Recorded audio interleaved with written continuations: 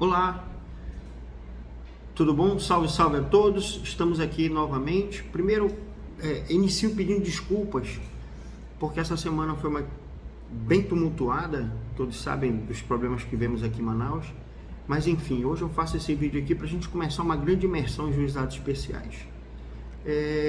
De 22 a 26 estaremos realizando o curso lá na ESA sobre a prática nos juizados especiais. E por que me veio a ideia e a proposta desse curso, tanto que eu busquei parceria lá com a ESA, que é a Escola Superior de Advocacia? O que eu tenho notado? Muitos colegas advogados, e a gente criou alguns grupos, a gente chama Grupo do Bem, que é onde um advogado ajuda o outro, no sentido de que quando ele pega uma determinada causa e ele não tem tanta experiência, principalmente os novéis, eles colocam suas dúvidas nesse grupo e os próprios membros desse grupo em autoajuda começam a se colaborar um com o outro até que esse colega advogado possa aí ter sucesso na sua demanda. E muito se questiona da atuação dos advogados que começam pelos juizados especiais. É uma carência muito grande. Eu, como professor universitário da graduação, sinto falta de uma disciplina específica para juizados especiais. Ainda que seja no âmbito civil, aí a gente pode passear por consumerista, em caso das locações em termos especiais, nas execuções de títulos extrajudiciais, né? Nas ações monitórias que são cabíveis ali, respeitado o teto, a gente vai já comentar sobre isso. Mas o que eu percebi? Existe uma dúvida muito grande desses colegas advogados quando eles adentram os juizados especiais e se deparam com uma realidade totalmente atípica. Isso me fez me debruçar sobre o estudo prático disso. Formatei um livro, vamos estar lançando dia 22 de setembro lá na ESA também, na mesma oportunidade do curso. E lá eu tentei trabalhar nesse livro as principais dificuldades e dúvidas dos advogados que atuam ou que iniciam a sua atuação nos juizados especiais. E aqui, com todo respeito aos mais antigos, que já tem talvez o mesmo tempo de advocacia que eu, 18 anos, 15 anos, 10 anos, mas de toda sorte tem algumas matérias meio complexas aqui. E hoje a gente vai começar a abordar, eu chamo isso de o nosso insight primeiro, que é tratar sobre competência nos juizados especiais.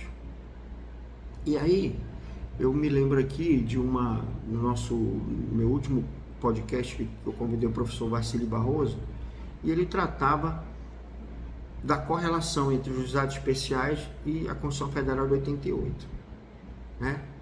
Então, a Constituição Federal, na época, nós tínhamos os juizados de pequenas causas, que isso se converte em juizados especiais, e com ele, a reboque traz a Lei 9.099 de 95. Cabe lembrar que, como ela é de 95 e o CPC é de 2015 e o Código Civil é de 2002, nós temos aí um lapso. E muitos advogados ainda tentam utilizar, ainda que subjetivamente ou supletivamente, a lei, o Código de Processo Civil. Nós devemos respeitar a Lei 9.099 porque ela é de rito especial.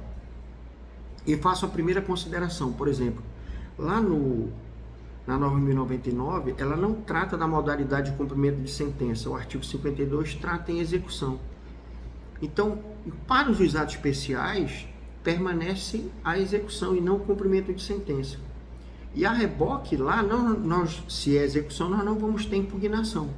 Nós vamos ter embargos. Porque eu só posso tratar impugnação se for em cumprimento de sentença. Ainda que lá você esteja cumprindo um título executivo judicial, portanto seria, aos olhos do CPC, um cumprimento de sentença puro, aqui nos juizados especiais ele fala em execução e bem sabemos que a lei especial derroga geral. Mas eu quero começar o nosso comentário inicial, ou abordagem inicial, tratando de competência.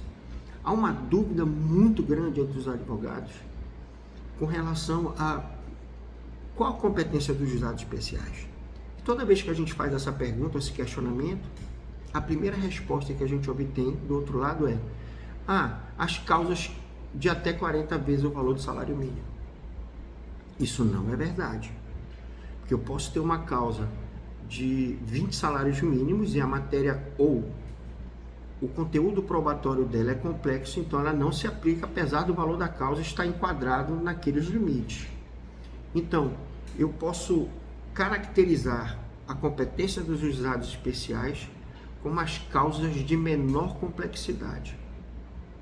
E aí, quando a gente entra nesse tema da menor complexidade, eu passo a ter um termo subjetivo, porque o que é causa de menor complexidade?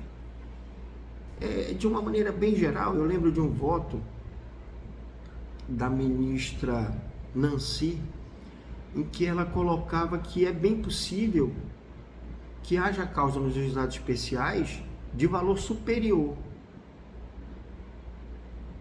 que extrapole ao teto, independente de renúncia. Já vou falar um pouquinho sobre renúncia ao teto dos juizados especiais, quando a matéria for simples, for menos complexa. Porque a ideia dos juizados especiais era desafogar as varas ordinárias.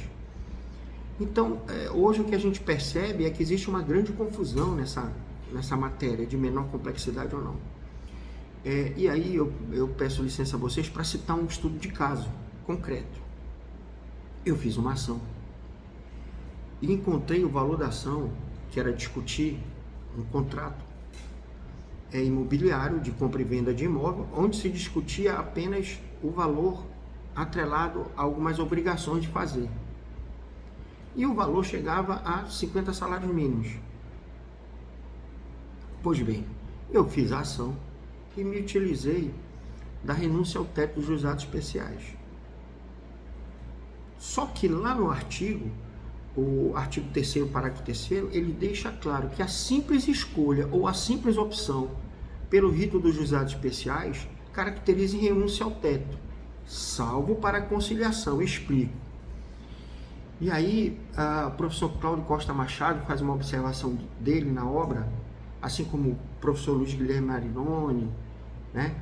Todos eles que se debruçaram sobre isso, de que se eu inicio uma ação, exemplo, de 50 salários mínimos nos juizados especiais, pela inteligência do artigo, eu já estou aí renunciando ao teto.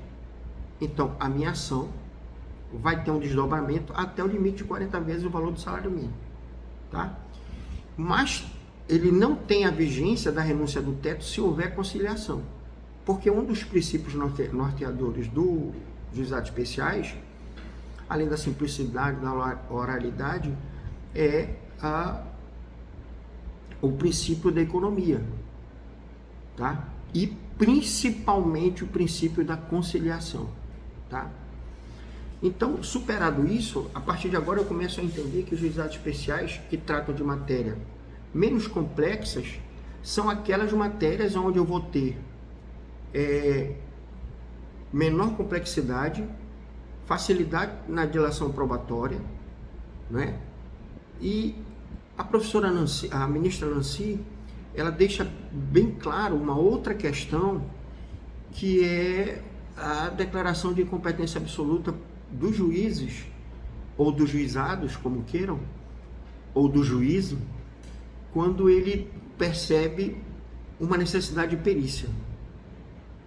Diz ela que a perícia como elemento probatório, uma vez posta ao juiz, ele pode se valer de um auxiliar técnico para validar ou não aquela posição.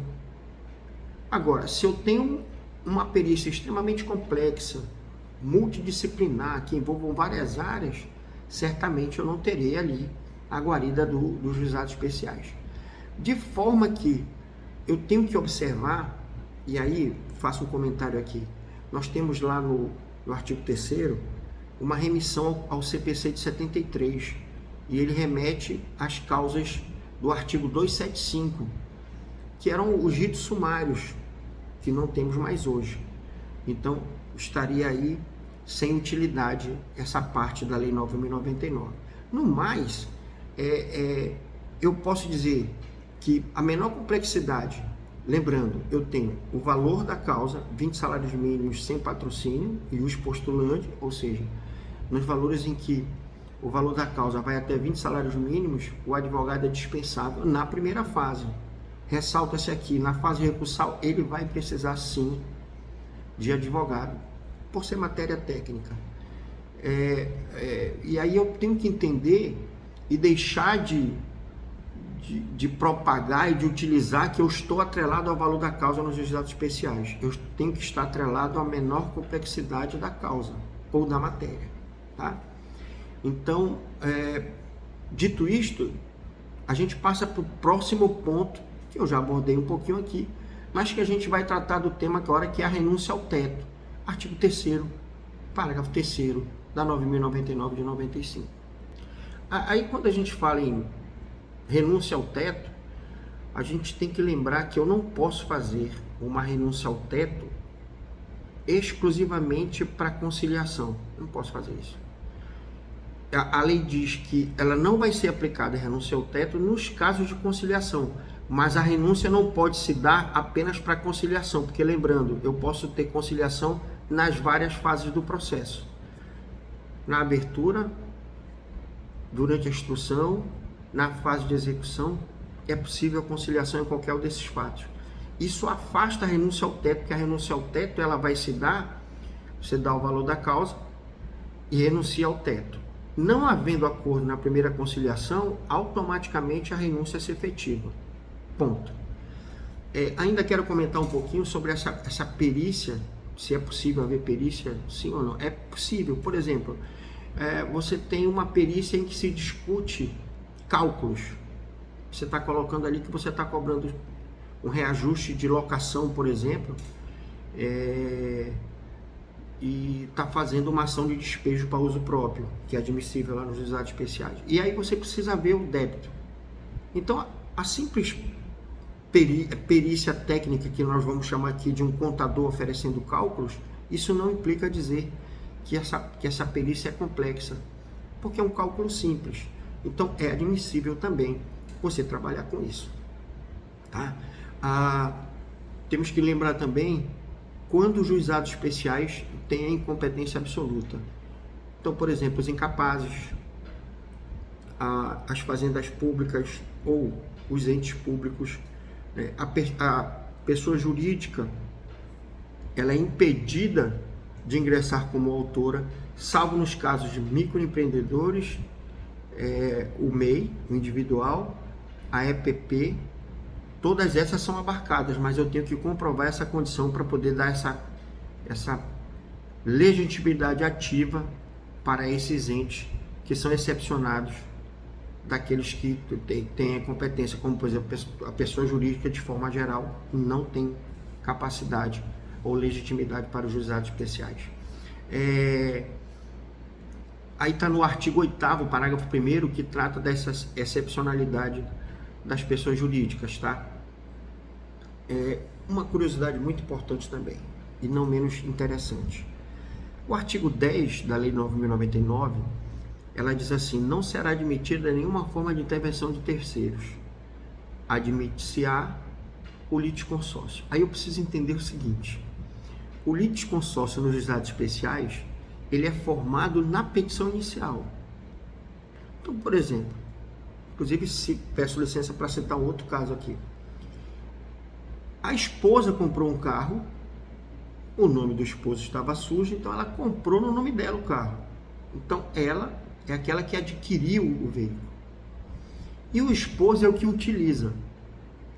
Eu fiz a ação nos juizados especiais e coloquei os dois na polaridade ativa. Para minha surpresa, e aí nós estamos tratando de direito do consumidor. Eram questões relativas à venda casada. Comprou um carro e veio lá 7 seguros. Moral da história. Para minha surpresa, veio uma decisão afastando a legitimidade do esposo. E o CDC diz: quem é consumidor? É aquele que adquire ou utiliza. Ainda temos lá os consumidores equiparados, aqueles que são vítimas do evento, que não é o caso aqui. Mas me assusta porque a partir do momento, e aí falando sobre os juizados especiais, a partir do momento que eu defino quem são as partes ativas e passivas na petição inicial, fechou-se aí. Ninguém mais entra a fazer uma espécie de intervenção de terceiros. Então, o litisconsórcio admitido nos juizados especiais é aquele que se forma na petição inicial.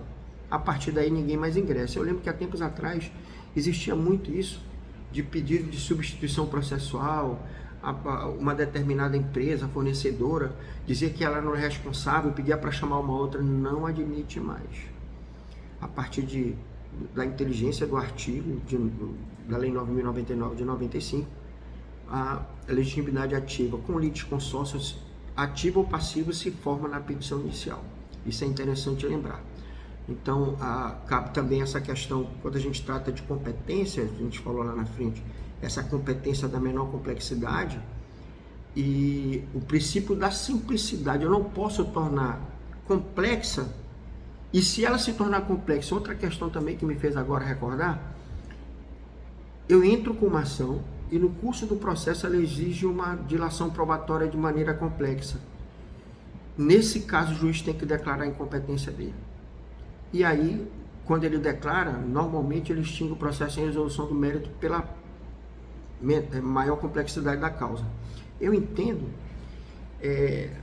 ser inócuo esse tipo de despacho do juiz, quando ele poderia simplesmente remeter para distribuição de forma automática por mais varas cíveis. Mas só que quando ele extingue o processo, você tem que restartar uma nova ação. Eu acho que pelo princípio da cooperação discutido no CPC de 2015, o juiz, em vez de extinguir, ele declararia a incompetência dele, pediria para distribuir para uma das varas competentes. Com isso, ele resolveria várias questões, inclusive essa de você novamente ter que ajuizar, formar um novo processo, etc. A forma que eu entendo, e eu já vi despacho nesse sentido, louváveis a iniciativa do juiz, ele se declara incompetente, dos juizados especiais, ele se declara incompetente e manda para distribuição do Tribunal de Justiça para uma vara civil competente, se for o caso. Mas essa parte é muito interessante quando a gente fala em prova técnica, e de uma vez por todas eu tenho que analisar, ainda que com caráter subjetivo, eu tenho que analisar qual é a relevância dessa prova técnica e a complexidade dessa prova técnica. Se ela for uma prova técnica simples, uma perícia simples, não há por que se afastar a competência dos juizados especiais. A gente passa a entender e até tratar com naturalidade certos despachos sem questionar. Eu sempre digo isso aos meus alunos e aos meus colegas, meus pares, dizendo no seguinte sentido: nós temos que insistir na disseminação de ideias que facilitem o trabalho do advogado e principalmente a prestação jurisdicional.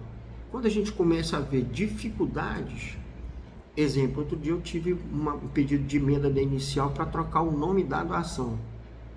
Eu dei o nome qualquer ação e o juiz indeferiu ou mandou que eu emendasse a inicial para corrigir o nome dado à ação. E aí eu fui estudar o tema.